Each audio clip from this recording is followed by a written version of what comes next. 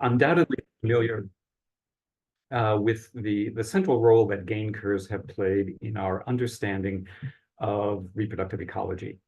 And in particular, you might be familiar with this figure, which comes from chapter 14 of Charnov's 1982 book on sex allocation. So in this figure, the horizontal axis represents resource investment in male function X, and female function is, or female investment rather, is the complement of that 1 minus X. The vertical axis indicates the consequent male or female fitness that's attained, and 7 male gain curves are illustrated in the form of power functions with different values of the exponent. The female gain then is a linear, the red line that's indicated. Now, Charnov used the technique of evolutionary stable strategy analysis to find an optimal sex allocation for this situation. That is, a sex allocation that yields superior fitness to all other possibilities and which itself cannot be displaced by natural selection once it is the universal allocation within the population. So for these power function gain curves, as shown in the figure, he found the ESS allocation, which we'll just call X star. He found that allocation to be B over 1 plus B. That is, it depended upon the value of the exponent in the power function gain curve. Now, this is the correct ESS. I mean, given this setup, the technique does lead to that particular optimum. But let's just see what happens. There's a problem nonetheless. So consider as an example this first curve where the male gain curve has the exponent 0.1. The optimum allocation would then be 0.1 over 1.1, or approximately 0.09. And a plant with this allocation would attain the male fitness prescribed by the male gain curve, indicated by that blue rectangle. The female fitness would be the corresponding point on the female fitness curve, the red circle. And you'll see that there's a gap between them. Indeed, there's a gap between male and female fitness at the ostensible ESS for any male gain curve with an exponent other than B equals 1. And it's worth taking a moment to consider, what these gaps mean. By hypothesis of an ESS model, all plants are assumed to evolve to this unbeatable ESS strategy. Thus, the model is telling us that all plants in the population would have a female fitness that differs from male fitness, except in the case of B equals 1. How can that be? Well, the answer is that it cannot be, of course. This putative evolutionary optimum in the model violates a fundamental property of sexual reproduction, except under the constraint of linearity for both the male and the female gain curves, at which point gain curves lose pretty much all of the meaning that we've ascribed to them. So what went wrong here? Is it the ESS technique itself? No, that's pretty well established. Is this just some minor glitch, a mathematical glitch that doesn't really have any biological meaning? And I would argue, no, the problem here is in the gain curve concept itself.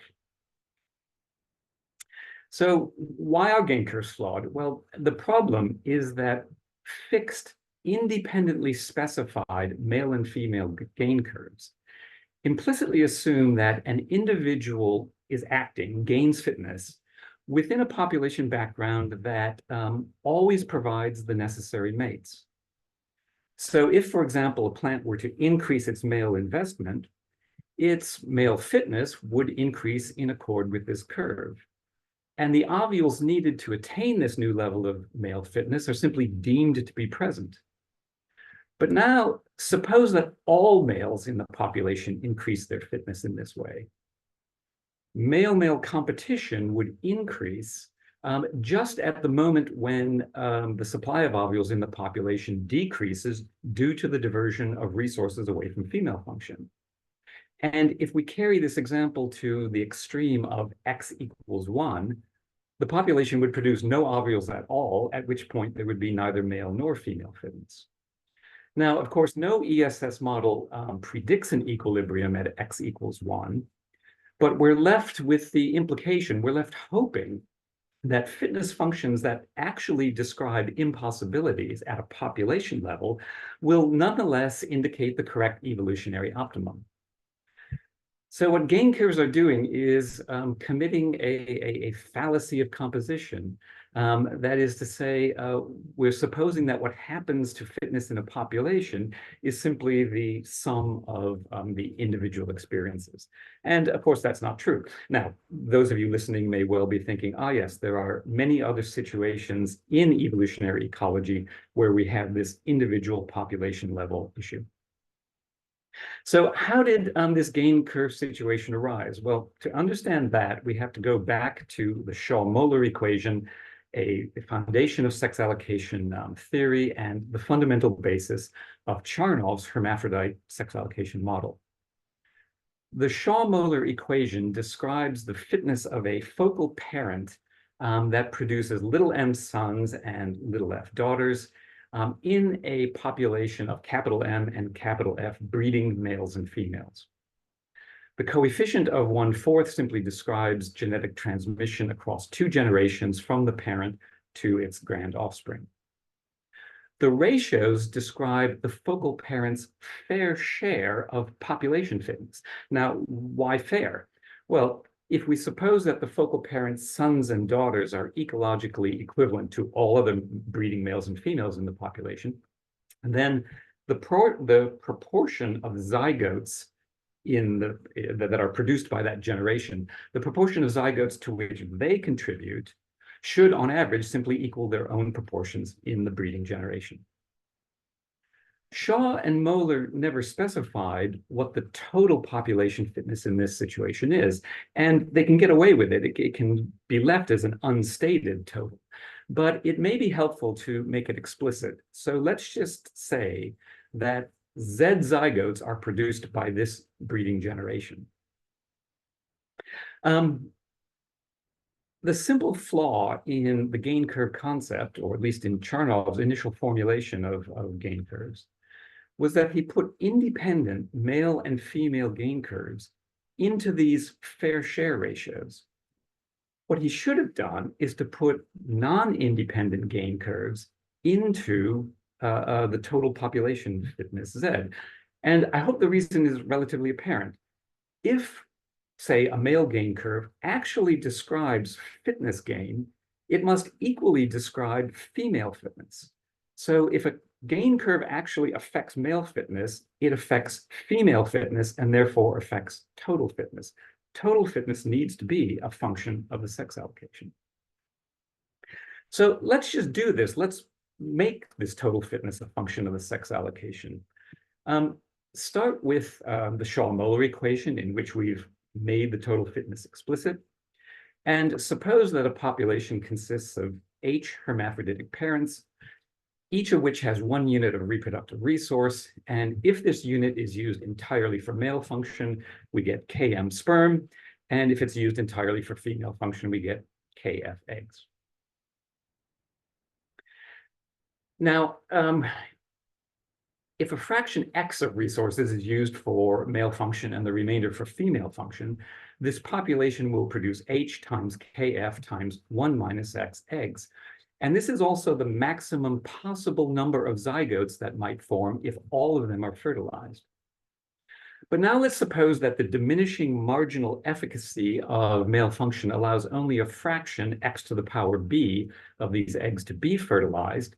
That therefore would yield this function Z, the function of allocation X.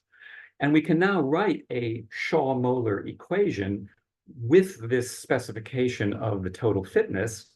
And it turns out, I won't go through the maths, but it turns out that the ESS for this situation under any parameter values is exactly 1/2. So essentially, gain curves lose all of their meaning under this situation. Now, we have to confront an empirical pattern. There is a lot of variation in sex allocation in the world. All organisms are not at an equal, at sexual parity in their allocation. So how do we explain this? Well, if we have panmixia, as in that previous model, we should get equal allocation. And at least in the botanical world, there have been two main explanations for departures from sexual equality. The gain curve explanation, which leads to biased sex allocation, and local mating competition. But I suggest we really can't use the gain curve explanation. We're left with LMC. But local mating competition can actually be generalized, and there are two papers that have done this and talked about the way that dispersal and the way dispersal affects the relative balance of competition against kin and non-kin will turn out to be the fundamental basis of explaining biased sex allocation. And so that's the basic core of the message. Let me just give a quick thanks to the colleagues with whom I've discussed this over the years. They know who they are. But in particular, let me give thanks to Eric Charnoff, who very graciously replied to my emails, despite the fact that I was disputing one of his fundamental arguments. Thank you.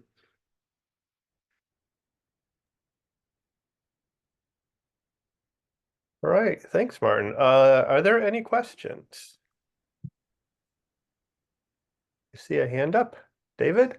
Yep.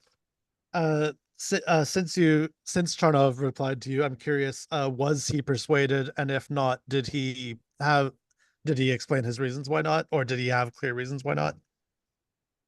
So no, he wasn't persuaded. He more or less repeated what he said before. He said, look, these gain curves, particularly the male gain curves, the power function isn't meant to indicate any specific biological process. It simply gives a shape that we think is biologically reasonable. He basically ended up saying, look, the Shaw-Moeller equation works. And I think he's wrong for the reasons I've just stated. Okay. All right, thanks. So our next speaker is Briante, who I see has just gotten on. And Sarah, are we able, because yeah, sorry, you're I not sent showing up as yeah, I've set her as co-host, so you should be able to share screen. To see if you can share your screen from here. Okay, sure, yeah. I'll share my screen now. Sorry, actually, I should. Glad you made it. You're getting nervous. Yeah, right in time. That's great. Yep. Yeah, thank you. Sorry. Sharing screen is taking a moment here. I'll give you the green check mark with 3 minutes to go, the red X with 1 minute to go, that sort of thing. Okay. Okay, whenever you're ready. Right. Let's hope this works. I'm gonna go to presentation. Can you all see my screen? Looks good. Well, I'll get started. Hi, I'm Briante Naev. I'm from the University of Wyoming, and I'm from the University of Iowa, but I have an advisor at the University of Wyoming, Amy Chris, and I'm co-advised by Marie Neiman. And today I'm going to be talking about differential effects of phosphorus limitation across fluidity levels in a freshwater snail. So I'd like to start off with my acknowledgements. There are a lot of people who have helped me with my research, a lot of undergrads and graduate students and my thesis committee. And I also have my funding sources here on the top. So there is remarkable variation of genome size in eukaryotes. Here on the X of this graph is the weight of nuclear DNA content in a haploid genome in picograms. And on the Y, you can imagine this ordered in scale in natura. And these black bands are representing the range of genome size in these different clades. So just an example of how wide this range is, the eukaryote with the smallest genome is this fungal parasite at 2.3 million base pairs, which is 0.003 picograms. And the eukaryote with the largest genome is this plant at 150,000 million base pairs, and which is about 153 picograms. So what is driving and maintaining genome size variation?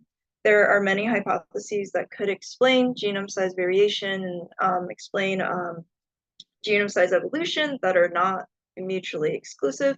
But today I'm going to be talking about nutritional constraints and specifically phosphorus limitation. But before I talk about phosphorus, I'd like to talk about my model system, which is Potamopyrgus antiquarum. I'll be calling them Potamos throughout the rest of this talk. And they are a freshwater snail native to New Zealand. And they're a great system to study genome size evolution and reproductive mode because they are polymorphic. Their populations can have lineages that are diploid, meaning they have 2 sets of chromosomes and they're obligately sexual, or triploid or tetraploid, meaning they have 3 or 4 sets of chromosomes and they're obligately asexual. As I mentioned, they are native to New Zealand, and here is a map of New Zealand. And this map is, these pie charts are showing you the frequency of pleiade levels of Potamos in their native habitat, which are freshwater snails. And just for example, here you can see that there is a lot of diploids in this lake and a few triploids. And as another example, you can see here, all these snails are polyploids, and half of them are triploids, half of them are tetraploids. So this is just showing you a wide variation of genome size that Potamos have in nature. And I'm going to be following this color scheme throughout the rest of the talk. I don't know how to stop annotating. Not only that, but Potamos' nucleic acid content and phosphorus content increases with their pleiade level. So here on this graph on the X, you can see this is mean percent nucleic acid content, and on the Y is mean percent phosphorus.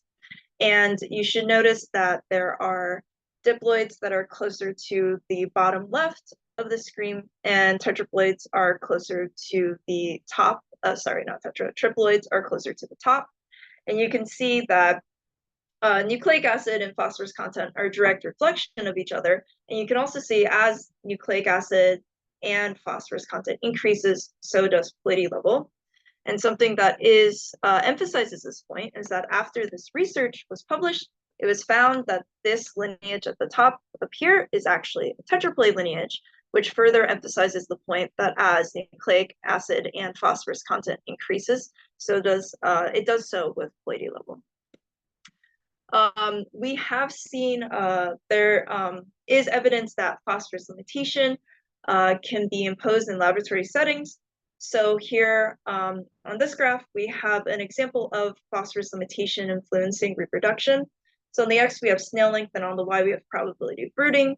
And the snails that were given a high P diet had a higher probability of brooding compared to snails that were given a low P diet. We've also seen differential sensitivity to phosphorus limitation across pleiade levels. On the X here, we have high P and low P diets, and on the Y, we have phosphorus content. So this is percent phosphorus inside of the snail relative to their body mass. So when these snails are released from nutritional constraints in the high P diet, when they're given a high P diet, you can see that the tetraploids have a higher body P content compared to triploids, and the effect is opposite when they're given a low P diet. So this brings me to my 2 experiments that I'm going to be talking about today. Experiment 1 is asking, how does P limitation affect reproduction and body P content across pleiade levels? And experiment 2 is asking, are adult snails allocating phosphorus to their embryos? So for experiment, I'm going to focus on experiment 1 first because it came first, and experiment 2 is a follow-up of experiment 1.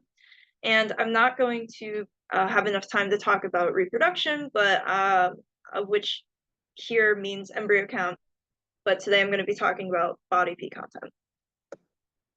So for experiment 1, we ran a dietary manipulation experiment for 5 weeks. We had 150 snails. So we collected diploids, triploids, and tetraploid snails, and we fed half of them a high P diet, which is a carbon to phosphorus ratio of about 150, and then half of them a low P diet, which is a carbon to phosphorus ratio of about 2000.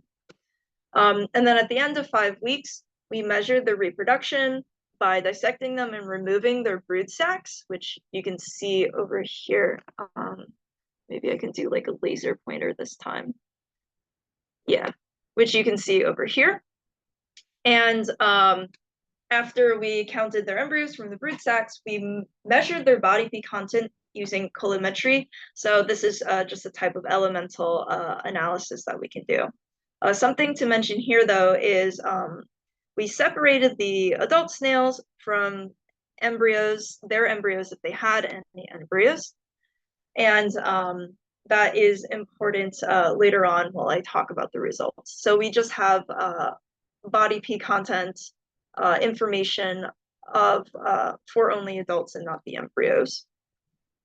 So my first question is how is body P content being differentially affected by phosphorus limitation across pallidity levels? And my prediction is that P limitation will lower body P content, especially at a higher pallidity level.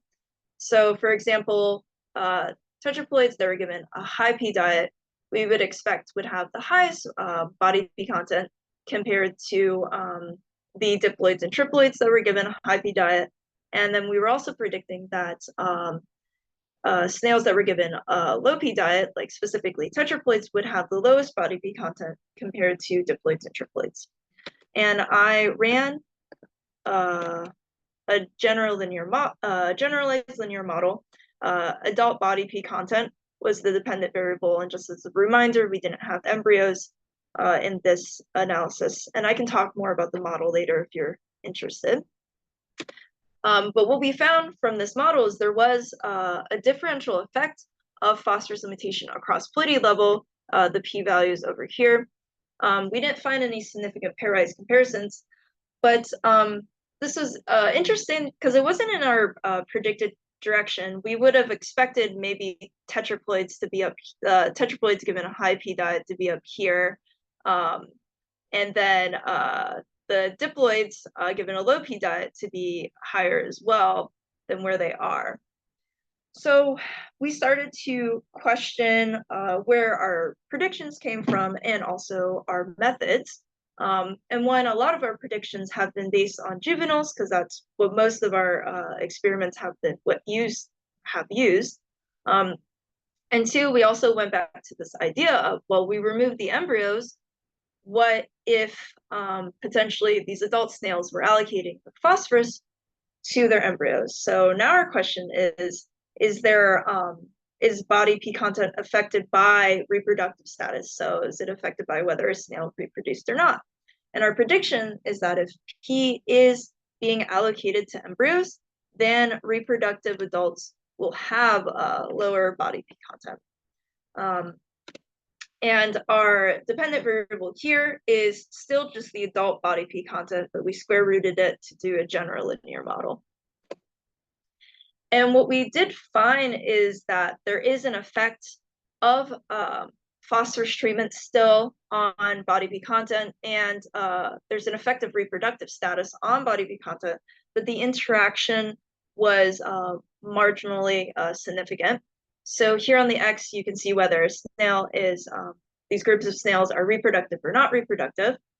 Otherwise, you can see body P content, and you can see that they've been separated from high P versus low P.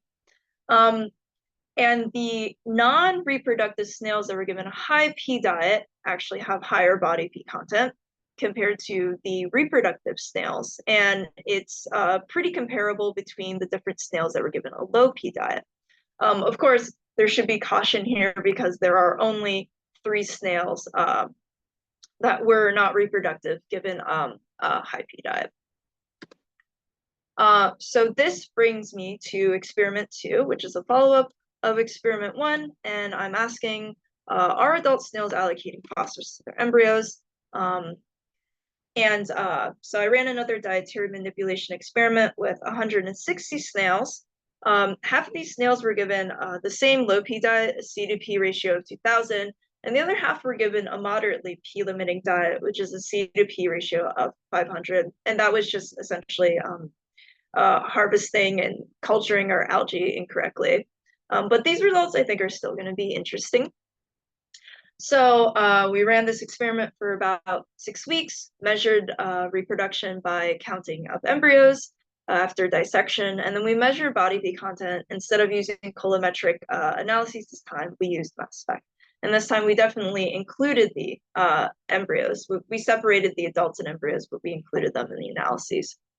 So our first question here is there a difference of body P content between embryos and snails?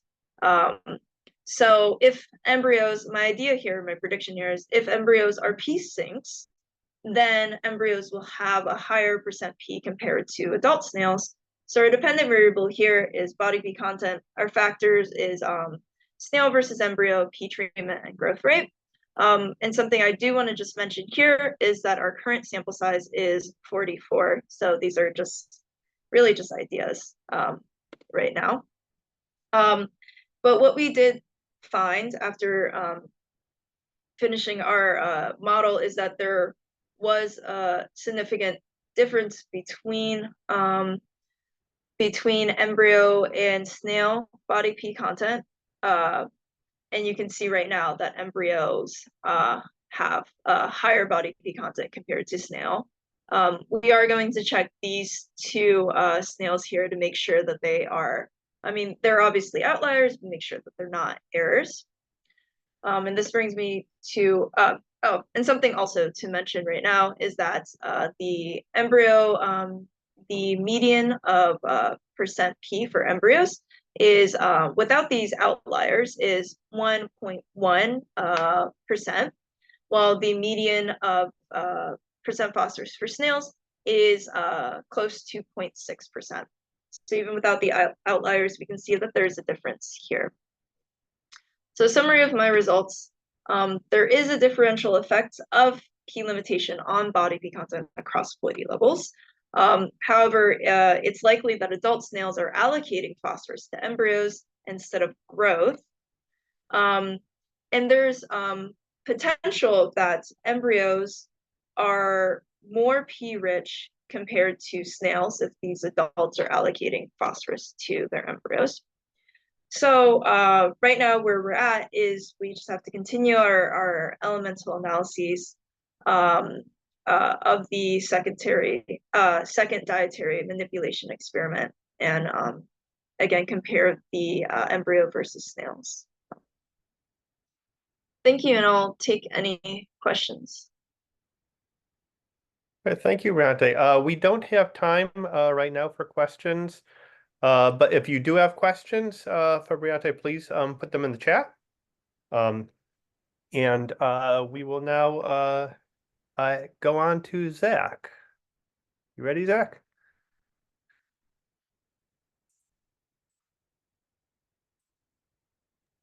You're still muted, by the way. Thank you. You can see my slide? We can see your Yeah, slide. looks good. Great. Okay. Okay, well, thank you. I will be continuing our discussion of nutrient limitation, but I will be talking about the metal iron, which is involved in a wide variety of crucial processes like DNA synthesis, respiration, and photosynthesis. And for that reason, it is required by nearly all life. But it's also quite insoluble in water. And so in many environments, it is a limiting nutrient. Many bacteria get the iron they need by making these small molecules called siderophores. These molecules are sent out into the environment where they can encounter iron and grab onto it like a hand holding a ball.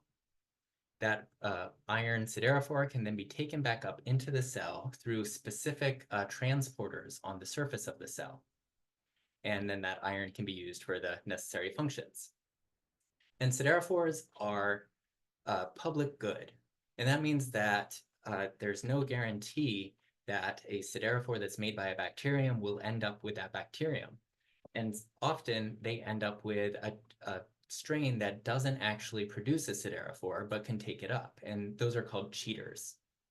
And so these cheaters are getting all the benefits of the siderophores that are around them. They get the iron, but they don't pay any of the costs of production. And so we would expect them to do better than a producer in co-culture. And that is the case in lab. where if we have a mixture of a cheater and a producer, over time, the population or the percent of the population that's cheating will increase. And with that, the total siderophore produced by the population decreases. And likewise, they're a burden on the community, and the entire population decreases as well. And this is known as the tragedy of the commons. And it's a common, it's found across all sorts of public goods. And but siderophores have been around for millions, if not billions of years. And so there must be something that maintains their production, that prevents the cheaters from just taking over and driving the producers extinct. And theory suggests that how this can be maintained is through privatization, which is essentially making the public good not so public. If there's some mechanism by which the producer can stop a cheater from getting the siderophore, then the cheater doesn't get the benefit and the producer has the fitness advantage. There have been many different mechanisms that have been proposed for how these siderophores are privatized. And many of them rely on the chemical structure of the siderophores. There are hundreds of different siderophores that have been found, and they all have a different shape, and they fit in the receptors on the cell like a lock and a key. And so this chemical privatization suggests that the reason that there are so many different siderophores is that if a cheater evolves, then the producer can thwart that cheater by evolving a new shape of the siderophore and the receptor to match, so that the cheater can't access that iron, effectively privatizing their public good. And this probably does happen, and it could explain, why there are so many different siderophores. But I don't think it can explain the whole story, because this process of evolving a new structure, it takes a while, or at least we've never seen it happen in lab. But in contrast, a cheater evolves within days. Within about 50 generations, a single colony of siderophore producing bacteria will start to develop cheating mutants. And so the question we were trying to answer is, if we have this a population of clonal cells that are evolving very rapidly towards cheating, how can it be that siderophore production is maintained when chemical privatization is too slow? To answer that question, I first developed a mathematical model of siderophore production and growth in iron-limited media. So we have iron that flows into the system, and bacteria need that iron to grow. They can take the iron up directly, but that is slow, and it's much more efficient to take it up using a siderophore. All of the bacteria in this model are identical except for their strategy, which is how much energy they put into siderophores. And so an investment alpha of 0 means a cheater that does not produce siderophores. And whatever investment they put into siderophores, they cannot put into growth. And so there is a cost. Any bacterium that's in this system reaches some biomass equilibrium. And if we plot that versus the siderophore investment, we see a curve like this, where depending on the parameters, there is some investment that gives the maximum biomass, and beyond which it's just not worth making anymore. And we also have, on the far left, the total cheater, which can survive without making any siderophores, but it doesn't grow to as high of a density. But its benefit is that it's able to win in co-culture. Anytime a cheater and another strain are together, the cheater will win. And this reminded us, when we made this model, of a framework that is quite well studied in eco-evolutionary theory, but hadn't been applied to public good productions, and that is the competition colonization trade-off.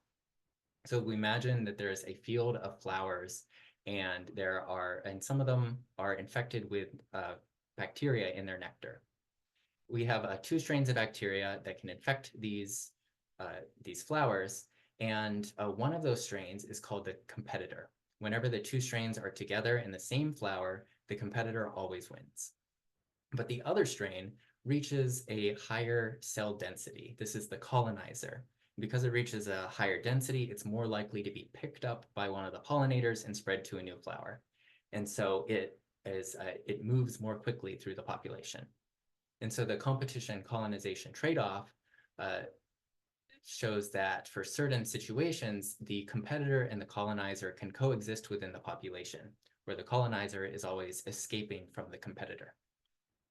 In our system, the producer is the best colonizer because it reaches the highest biomass, where our competitor is the cheater. And when I took the siderophore model and placed it inside a metapopulation simulation, we did indeed see that the best colonizer and best competitor can coexist with each other. There are limits to this coexistence. If we replace the best competitor with a strain with intermediate siderophore production, then that intermediate strain is able to completely take over the system and drive the colonizer to extinction.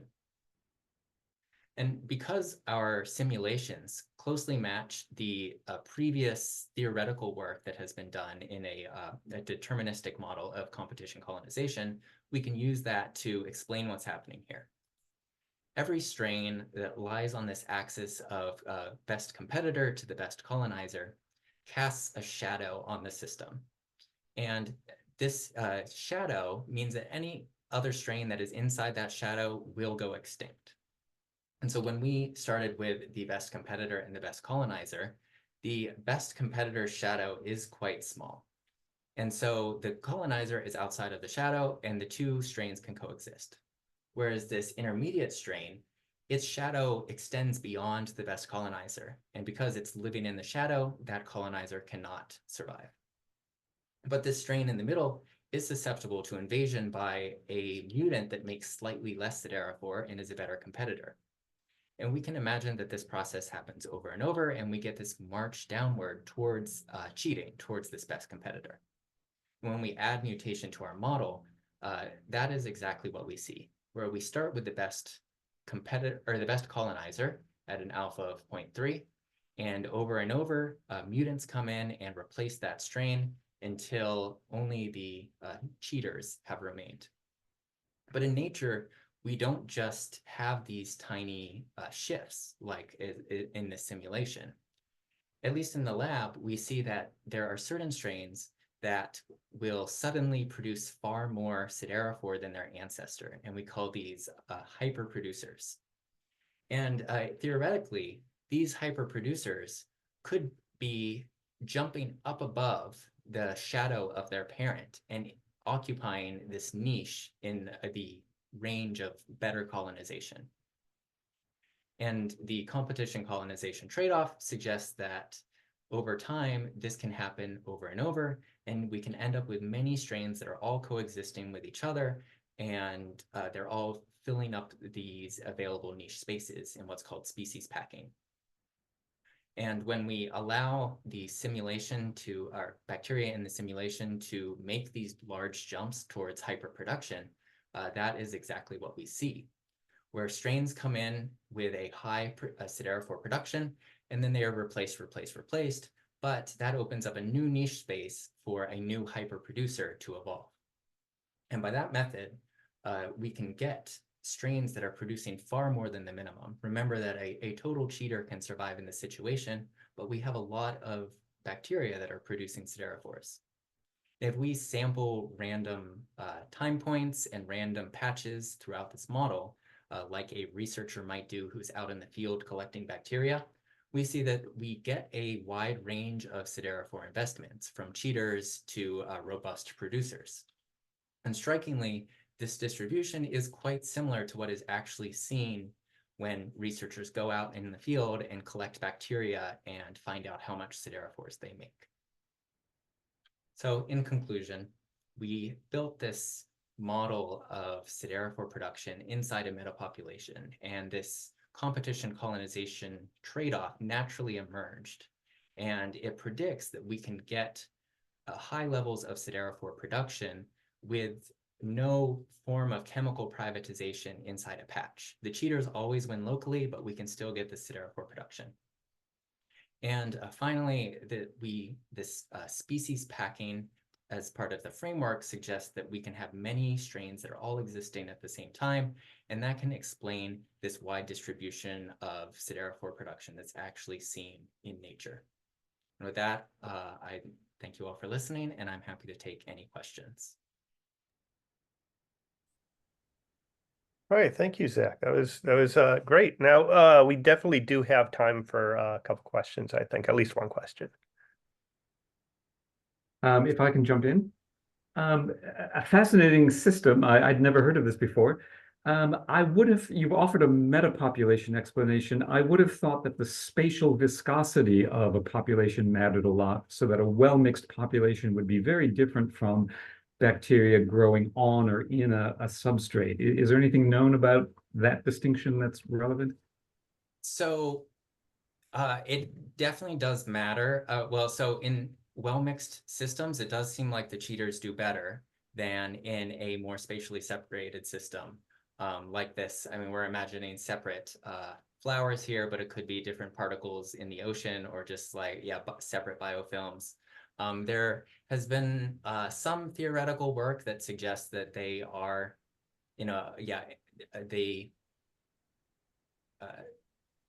siderophores are just naturally more privatized in a more segmented heterogeneous medium. And also in a, like say in a pond that is more well mixed, then in general we see more cheating, which maybe suggests that it is in a well mixed system, there's more siderophore that's just around. Fascinating system. Thanks. All right, thanks. Let's see. So Jennifer is up next.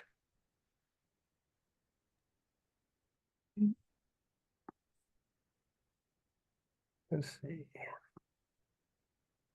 Are you able to share? I am working on it. I think I am. Looks good. Okay. Hopefully It's up. It's not in slideshow mode yet, but it's up. okay. Now we we go. can. All right. Thank you all for coming. My name is Jennifer Eisen.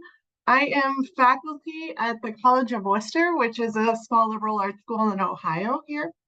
And I've been there pushing a decade at this point. And since I've been at the college, I've done a lot of my work in West Central Minnesota with the Ecology project, which has been wonderful. I've taken a lot of students up there and it's been great. However, it is 900 miles from the College of Worcester and the plant flowers in June and July, which means it's like really limited my ability to get students into the field, both just the distance and a lot of students can't make summer field work. So I really wanted to start doing some work that was during the academic year that students could actually be involved with as well. So fortunately from the College of Worcester, we have this really lovely natural area, Worcester Memorial Park. It's over 400 acres, over 11 miles of hiking trail that is like second and old growth forest. And so I started, and it's only 5 miles from the college, which is fantastic. So I started going out to Worcester Memorial Park and looking at all the spring ephemerals, because I was thinking the spring ephemeral, a plant that flowers in the spring, is both hard because it's during the semester, but great because it's during the semester, so students can get out and work on it. And I spent my pandemic walking around looking at these lovely flowers. And the flower that really struck me and stood out was Dicentra cucullaria, or Dutchman's breeches. And the reason that this plant really stood out is for a number of reasons. First of all, when it flowered with great, it's super cute and charismatic, which always makes students happy. But more importantly is that it's really important in the bumblebee life cycle. So right after my talk, we're going to hear about honeybees. But before this, I want to give you a brief overview of the bumblebee life cycle. So bumblebees have queens and workers just like honeybees, but unlike honeybees, they don't overwinter. The colony dies every year. So what happens in the spring, so at the end of late fall, late summer, fall, the colony dies after it produces new queens and drones. They mate, the drones die, and then the queens overwinter. And then in the spring, the queens emerge, and they are going to be foraging, trying to set up a colony. So first thing that they are going to be doing after they emerge is trying to find a place to start a colony. Once they have a nest site located, then they're going to be making offspring. And once they have enough of a brood, enough workers, then they stop foraging. So honeybees never, the queens never forage, and bumblebees, the queens forage up until they get their colony going. And one of the very first flowers that flower in the spring is a dicentra here, Dutchman's breeches. And the reason it's so important is because only bumblebees can pollinate it. So it's a really, really important nectar source for them. And we know that bumblebees are in trouble. So bumblebees are one of the more commonly studied pollinators or bees. And this is just a paper that shows bumblebee decline in the Western bumblebee, looking at predictions from 98 into the future. And you can see it's just not good. If we look out east where I am, we know that the rusty patch bumblebee was the first bumblebee listed under the Endangered Species Act. In Ohio, they did this massive survey for rusty patch bumblebees, and they can't find it anywhere. And then another one that's in massive decline out east here is the American bumblebee, 80 to 90% decline in Ohio. And if I just look at my 3 field seasons, so there was some really great pollinator work done on dicentra back in the 70s and 80s. There used to be 7 different species of bumblebees that visited dicentra. And in the last 3 field seasons, I've only observed 2 of those species, the 2 most common ones, and this is by far the biggest natural area around us. So it's kind of sad. If I switch now back to the plant, because I am a plant ecologist, if I switch back to the plant, Dicentra cucullaria, commonly called Dutchman's breeches, it's a perennial spring ephemeral, so it's going to be doing all of its reproduction and setting seed before the canopy closes in the forest. It reproduces both by seed and will clonally spread as well. It's mostly self-incompatible. It's pollinated primarily by queen bumblebees because they're the only thing big enough to get their head in there. It's got this really neat floral morphology, and they have to hang upside down and like push their face into the flower and then get the nectar that's in the pant legs. It's called Dutchman's breeches because it looks like pants hanging upside down on a clothesline. In Ohio, it flowers for about 10 days, and the seeds are also antidispersed. Since this was a new system to me, I wanted to ask some pretty kind of foundational pollination ecology questions. Specifically, to what extent is Dicentra cucullaria self-incompatible? To what extent, what is the extent of clonal growth in Dicentra? And to what extent is seed production in Dicentra pollen or resource limited? And so this was our goal for our first field season in 2022. So April 2022, we had our first field season. It was great. It was beautiful. Got students out there, all of the goals that I wanted in this system. However, based on the title of my talk, things did not go as planned. So it says before and after a devastating windstorm. So unfortunately, in June 2022, Worcester Memorial Park, along with much of Northeast Ohio, was hit with straight line winds that were 80 to 90 miles per hour in certain points, and it was devastating to the park. It was closed all summer. Over thousands of trees were damaged or downed in the park, and many of the field sites that I worked in, it was bad. The plants were crushed. So then if we go back to these foundational research questions, I now had this situation where I had data from before the windstorm, and now I will have, if I look at the same questions after the windstorm, I'll have data from after the windstorm as well. So to start, I'm just going to go over the first 2. What extent is it self-incompatible, and what extent is it extent of the clonal growth? So to look at selfing and clonal growth, what we did is we had 5 plants where we did these crossings on the plants. We randomly assigned 5 flowers on the stem to one of the following crossing treatments, either selfing, pollen from the closest plant, pollen from 1 meter away, pollen from 3 meters away, and pollen from a different population separated by at least 15 meters. So in the literature, it says that Dutchman's breeches is self-incompatible. So if there is high clonal growth, we wouldn't expect pollen from the closest or maybe 1 meter away to work particularly well. And we did this in 22, so before the windstorm, and 23 after the windstorm as well.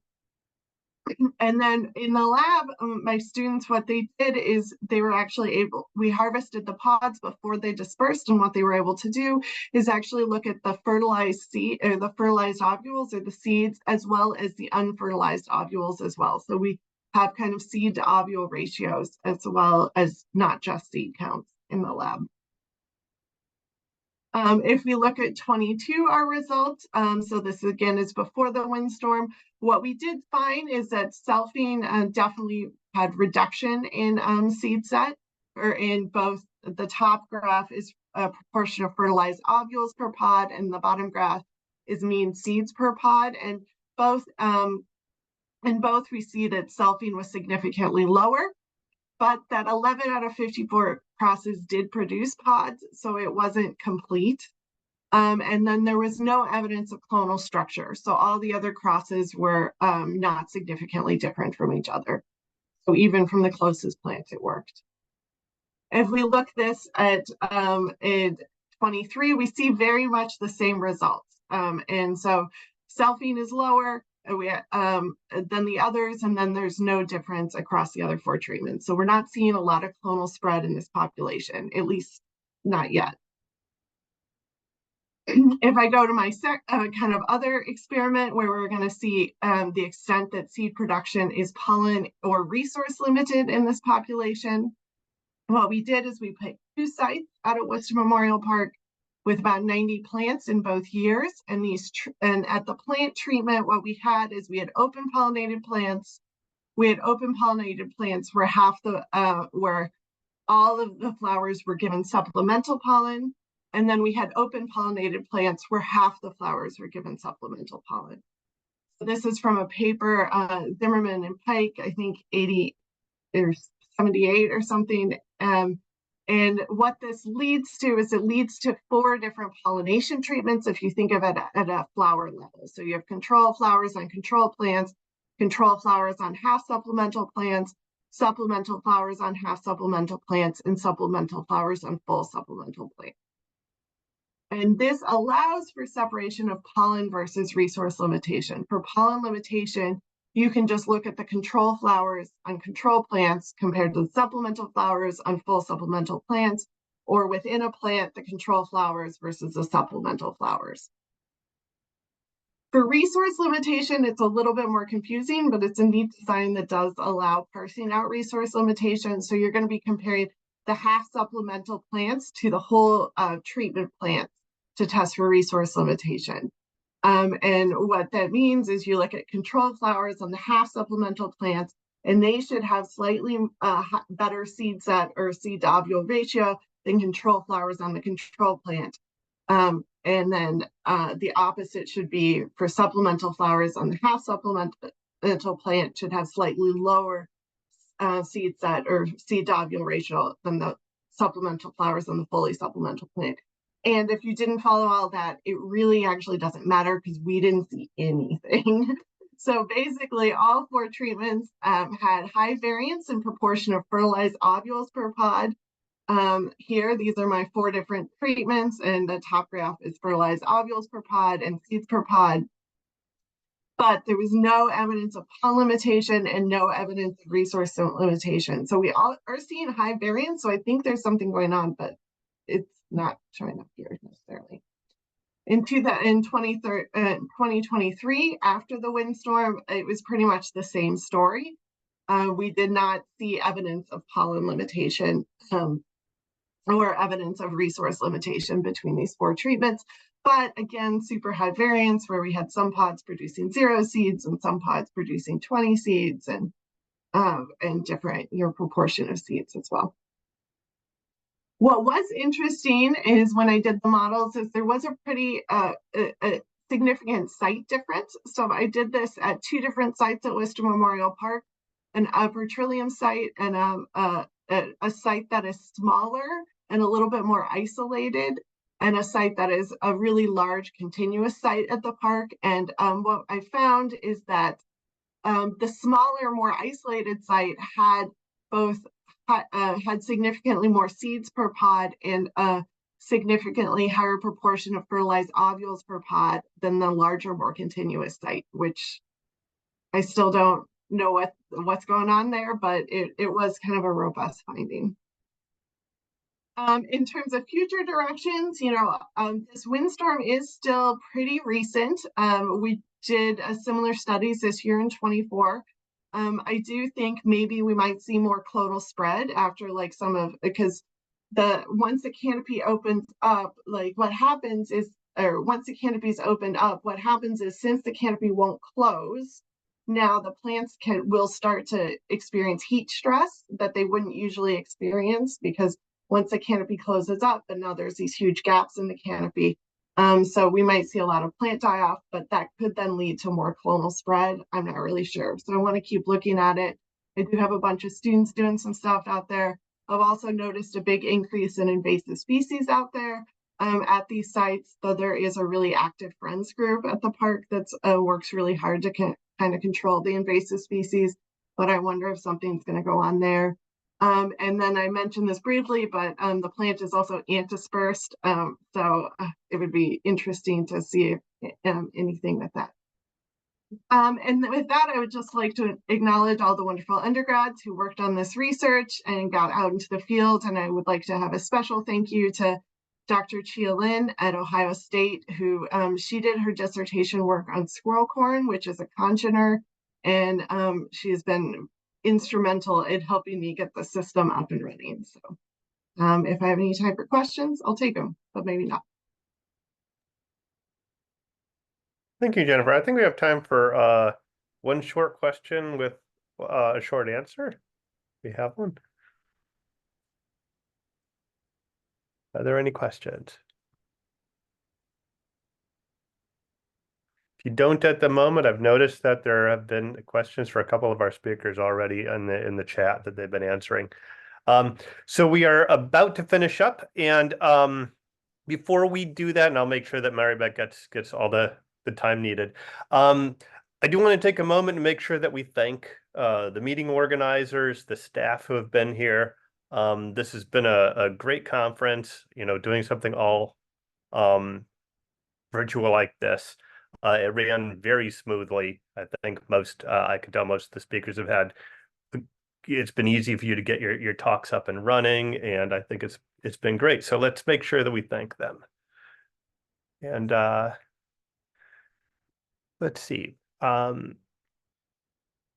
Maribeth, so you are up. Yeah, can you see the slides? Can you hear me? Yeah, it looks good. As well? Yeah. Yeah, perfect. Yeah, well, hello everyone. My name is Maribeth Gamboa. I'm affiliated and assistant professor in the Universidad Católica de la Santísima Concepción in Chile. And today, well, I will show you some beginning of this research. It's about genomes and transcript of honeybees, which is Apis mellifera, with difference in hive performance. So I want to talk a bit about the university in Chile. I'm more or less in the middle, like kind of in the south, in a city called Concepción, and I am working in the Faculty of Science. My group is very diverse. Actually, we work in different kind of organisms, and the students they have very wide difference, but we have one goal in common, which is working in the association of the dynamics between the ecology and evolution. That's why we call Ecology Evolutionary Dynamic Group. So the project that, what I want to talk to you about today is about the bees, actually, and I knew about this subject the beekeepers came to my lab and they asked me, they have a few questions and concern about the genetic diversity of the bees in Chile. I talk about with the president of the Beekeeper Association from Chile, and they told me that, of course, the mainly is about the honey production, and as you may know, the honey is produced naturally. They collect the nectar for the flowers, and of course, the honey is produced through enzymatic activity. They have nutritional value, which is very important with for the beekeepers because they wanted to try to see talk about the antioxidant, the vitamins, the minerals, and enzymes, and of course all the other properties that the honey have for the economic importance of the beekeepers and the local communities. So they came to me and they told me that the beekeepers in Chile, actually the majority of them are from the north, but many are in the central area or in the middle central area where I am, the university is located. Some few are in the south because it's very cold during winter. And overall, the beekeepers, I mean, the honey distribution is the 29th position about the global production. So it's very good for the economy. So, and it's very brave for the beekeepers to take, to notice some problems and say like, oh, we wanted to know what happened. So this is a farm of one of the beekeepers close to the Alps, and you can see some beehive which have 3 boxes, and some of them have 2, and some of them have only 1. So one of the main problems of that is that the behavior of the bees, especially this beekeeper have the bee deported like 10 years ago, so they have a lot of generations that they are adapted to this region where they are currently living. And the other beekeepers have some bees that they bought it almost like every 2 years or every 1 year, so they renovate the bees, the queen and the colony per se. So as you can see here, this is some of the video, and some of them, they are very slow, very lethargic. They go very late, they wake up very late, and they go to the flowers, which is only nearby.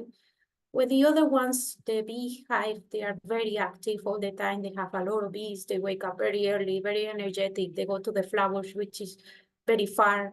And they notice, of course, the honey quality is very different between the beehives. So they want to know what happened to the performance of this.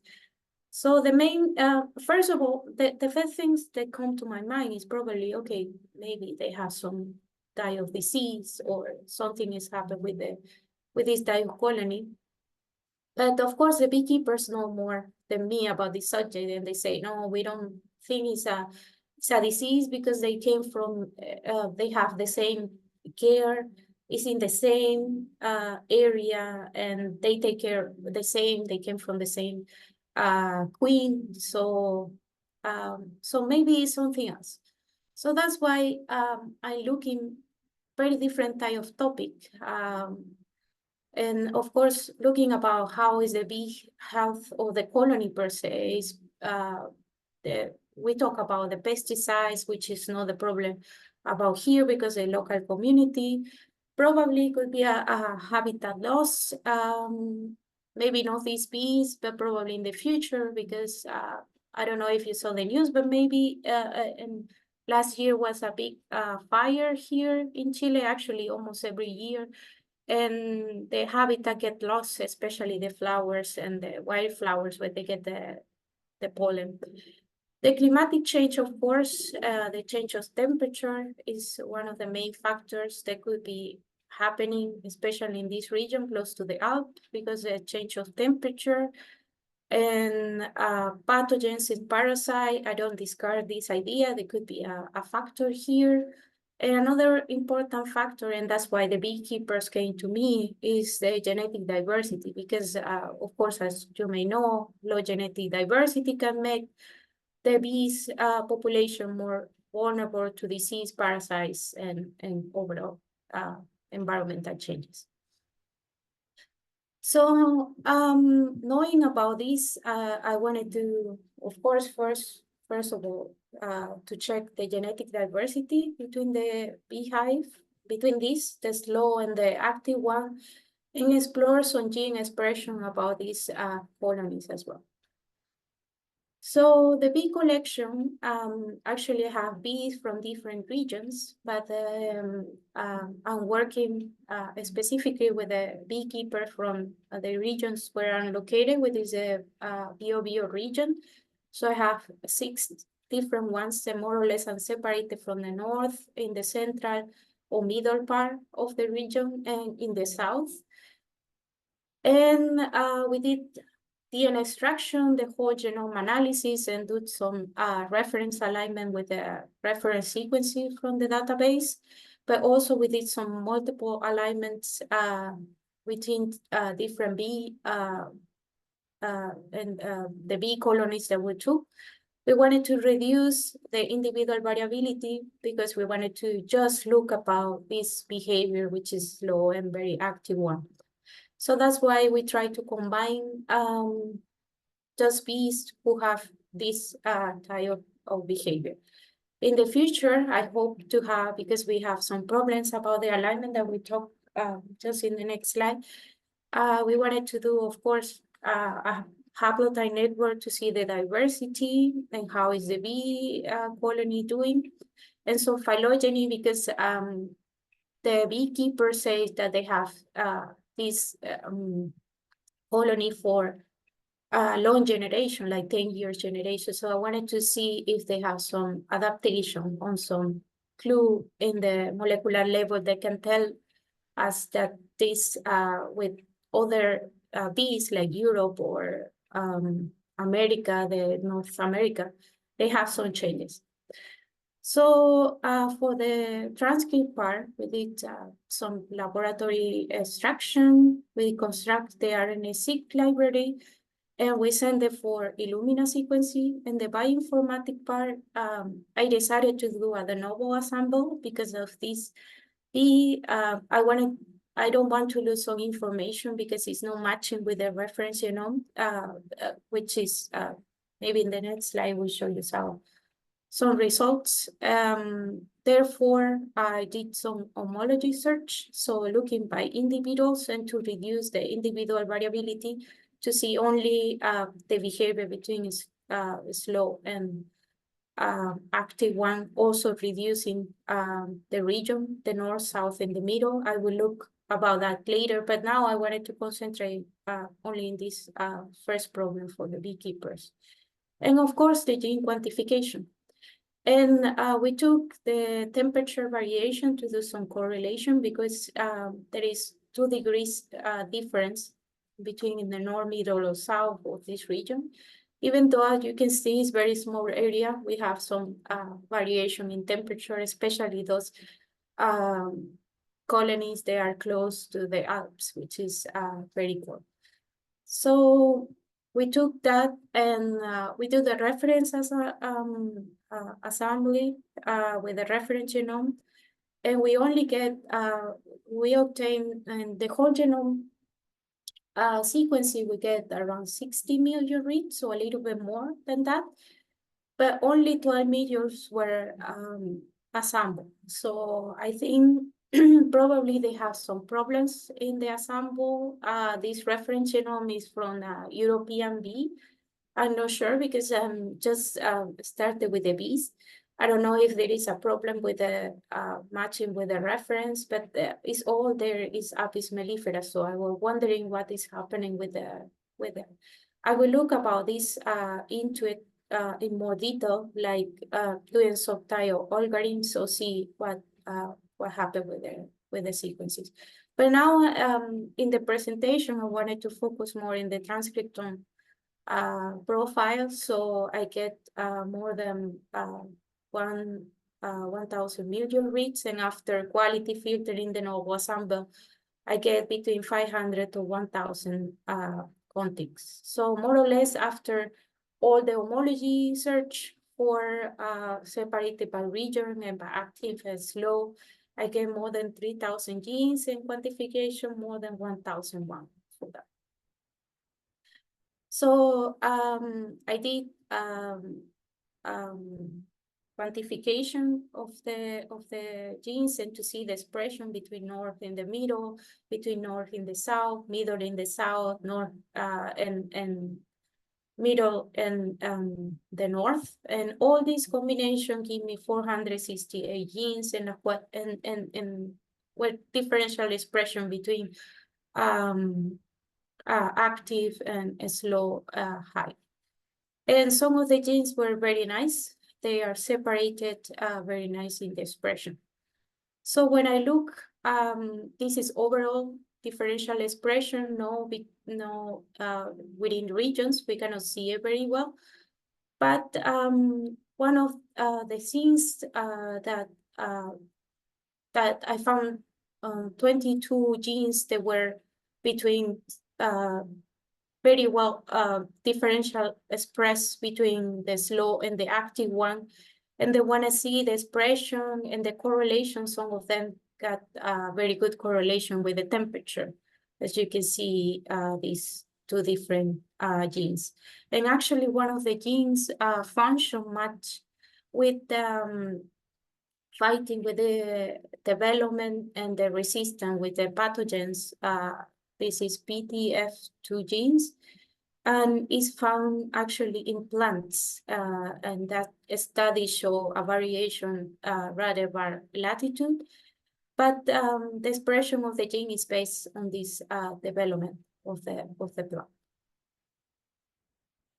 So, of course, some other genes were not correlated with them. And overall, the expression between the active and the slow one, the active get more function, more rich in function, and the slow one was actually no match in the function, no, because they didn't match. I think probably it's just because they have something that I'm trying to find out. But as you can see, the functions is kind of more richer in the active one. So this is what I have until now. Of course, I'm still looking about this in this project. Thanks for the beekeepers, actually are the ones who look for me and the ones who wanted to find the clue. Some of the funding is small funding now because the project just started last year. And some of the students who are enthusiastic about the bees and wanted to study about the bees. And of course, thank you for listening. All right, Mary Beth, you took us home. So are there any questions?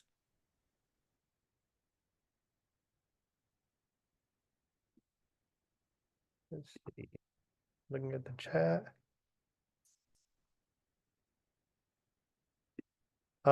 Karen, I see your hand up.